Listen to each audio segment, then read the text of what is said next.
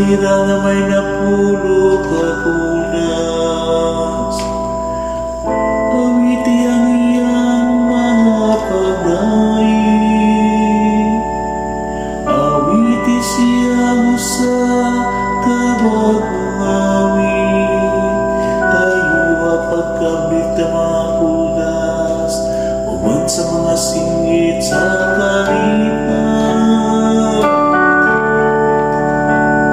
Singit ka mo sa kalipay niya sa Ginoo, kamo nga mga balaan.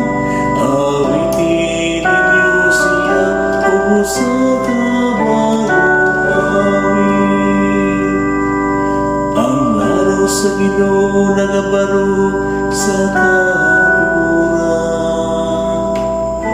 Ang una-una sa iyang kasing-kasing, data sa tanang kaliwatan. Mula ng nasod, kansang Diyos mao ang Ginoo. Ang lungsod na iyang gipili, alang siyang kagalingong kabili.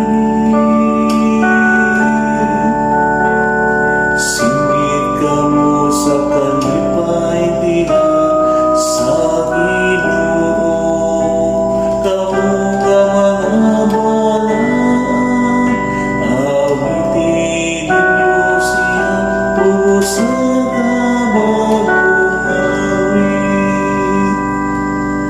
Ang atong kalag nagapaabot sa Ginoo, nga mao ang atong hinabang o panalipod. Kay diha kaniya nalipay ang atong mga kasing-kasing. Diha sa iyang balaang ngalan nagasalig kita.